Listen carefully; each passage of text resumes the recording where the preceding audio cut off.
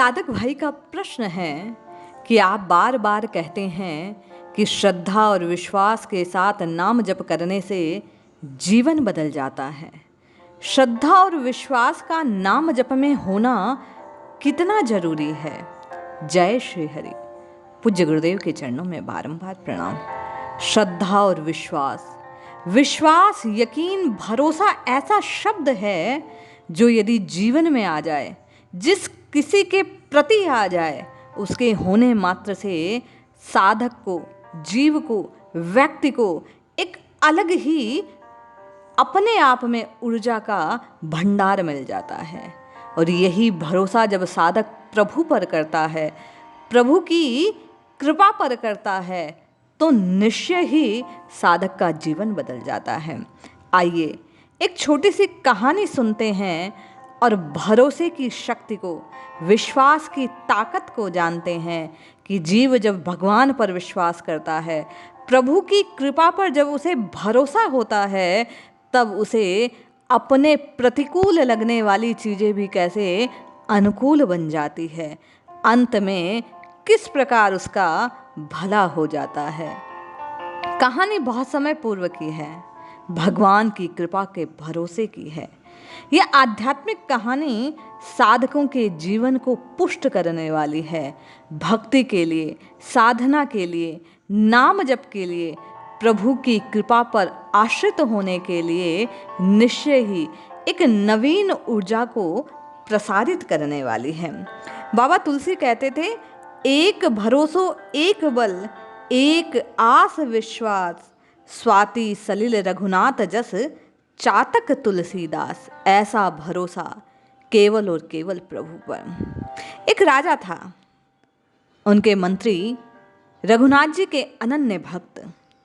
जो कुछ भी होता जीवन में, प्रतिक्षण कुछ भी घटित हो जाता, वे प्रभु की कृपा उसे जानते और मुंह से भी यही बात निकलती कि भगवान की बड़ी कृपा हुई। एक दिन की बात है, अचानक राजा के पुत्र अर्थात राजकुमार की मृत्यु हो गई। मृत्यु का समाचार सुनते ही मंत्री के मुंह से आदतन यही शब्द निकल गए कि भगवान की बड़ी कृपा हुई। राजा बड़ा क्रोधित हुआ, किंतु उस वक्त पुत्र के वियोग का दुख अधिक था। उसने मंत्री को कुछ ना कहा, चुप रह गया। थोड़ा समय व्यतीत हुआ। पुत्र के वियोग का जो कष्ट था, दुख था, राजा उससे कुछ उबरा ही था कि एक और आघात उसके जीवन में आया। पत्नी की मृत्यु हो गई। महारानी काल के ग्रास में चली गई। मंत्री ने फिर वही दोहराया, भगवान की बड़ी कृपा है। इस बार भी राजा को गुस्सा आया, किंतु राजा चुप रह गए, क्योंकि ये मंत्री उनके बड़े कृपा पात्र थे, बड़े प्रेमी थे। थोड़ा समय व्यतीत हुआ। एक दिन राजा को एक नवीन तलवार भेंट करी गई। राजा तलवार को देख रहे थे, उसे साफ कर रहे थे कि अंगुली कट गई। मंत्री वहीं खड़े थे। उन्हें तो प्रत्येक कार्य में प्रभु की केवल और केवल कृपा ही दृष्टिगोचर होती थी। ऐसे ही उनका हृदय का भाव था। आज फिर मंत्री ने वही बात दोहरा दी, प्रभु की बड़ी कृपा हुई। जैसे ही राजा ने सुना, आज गुस्से का पारावार ना रहा। राजा आपे से बाहर हो गया, तुरंत आदेश पारित किया, इस मंत्री को नगर से बाहर कर दिया जाए। इस नगर का अन्न जल ये मंत्री ग्रहण नहीं करेगा। मंत्री आदतन बड़े विनम्र भाव से बोला, भगवान की बड़ी कृपा हुई। मंत्री अपने घर भी नहीं गया। राजा के आदेश की पालना हेतु कुछ भी ना लेकर सीधे राज्य की सीमा से बाहर चला गया। समय व्यतीत होने लगा। राजा को शिकार खेलने का बड़ा शौक था। कुछ दिन बीते, राजा कुछ सैनिकों को साथ लेकर जंगल में शिकार खेलने गया। डाकुओं के एक दल ने उन पर हमला कर दिया। डाकू राजा को पकड़कर ले गए। आज के दिन उन्हें काली को एक मनुष्य की बलि देनी थी। संयोग से राजा ही बलि बनने वाला था। बलि देने से पूर्व उन डाकुओं का जो पुरोहित था, उसने राजा से पूछा, क्यों, तुम्हारा बेटा जीवित है? राजा बोले, नहीं, वह तो मर गया। पुरोहित ने घोषणा की, ये तो हृदय से जला हुआ है। पुरोहित ने फिर पूछा, क्या तुम्हारी पत्नी जीवित है? राजा बोला, वह तो मर चुकी है। पुरोहित ने कहा, ये तो आधे अंग वाला है, इसकी बलि कैसे दी जाएगी? किंतु फिर हृदय में विचार किया, हो सकता है मरने के भय से झूठ बोल रहा हो, शायद ये हमारी प्रथा जानता है। पुरोहित ने पुनः राजा के शरीर की जांच की और तलवार से कटी हुई वह उंगली देखी। पुरोहित बोला, अरे ये तो अंगभंग है, किसी भी प्रकार ये योग्य नहीं है बलि देने को, माँ इससे अप्रसन्न हो जाएगी, छोड़ो इसे, छोड़ो, जाने दो। इस प्रकार कहने पर डाकुओं ने राजा को छोड़ दिया। राजा नगर लौट आया और रास्ते में उसे केवल और केवल मंत्री की वही बात दिमाग में गूंजे जा रही थी। कंपन हो रहा था कि प्रभु जो करते हैं अच्छा करते हैं, प्रभु की बड़ी कृपा हुई। उसे तुरंत अपनी भूल का अनुभव हो गया। उसने आदेश पारित किया, जाओ उस मंत्री को ढूंढ कर लाओ। प्रभु की कृपा पर उसको ऐसा भरोसा था, आज उसी भरोसे ने मेरे को प्राण दान दिए, मुझे जीवन दान मिला है। सोचिए भाई बहन, हम छोटी छोटी तकलीफ़ों को देखते हैं और हम प्रभु पर अविश्वास कर जाते हैं। हमारा भरोसा डोलने लगता है, हमारा विश्वास कंपित हो जाता है। किंतु जो प्रभु पूरे के पूरे ब्रह्मांड को संचालित करते हैं, क्या वे कभी किसी का अहित कर सकते हैं?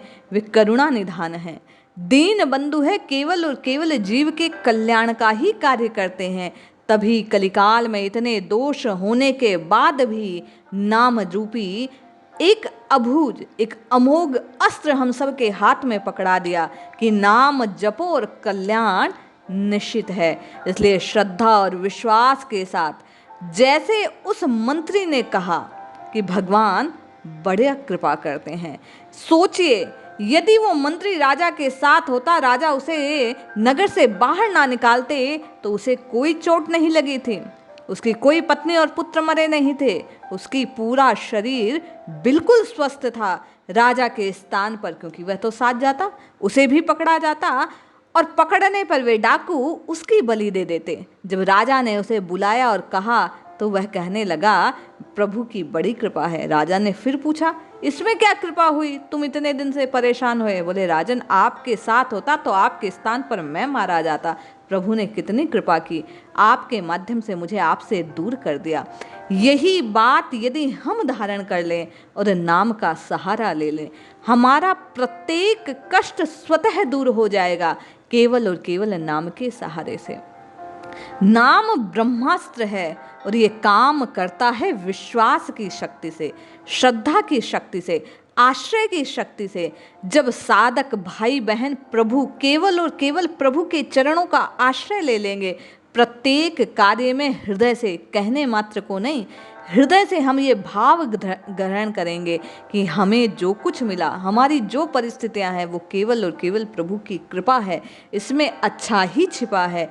ये जानकर भाव से प्रभु को पुकारेंगे तो निश्चय मानिए हमारे कष्ट दूर हो जाएंगे। जो वास्तव में कष्ट है नहीं, हमें प्रतीत हो रहे हैं, प्रभु समूचे विश्व को हमारे अनुकूल कर देंगे।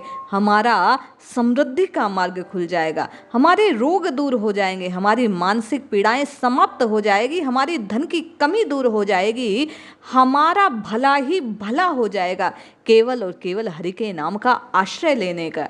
और नाम का आश्रय लेना कैसे है, नाम जपना कैसे है? विश्वास पूर्वक। विश्वास पूर्वक यदि नाम जपा गया तो निश्चय मानिए कल्याण होगा ही होगा। जय श्री हरि।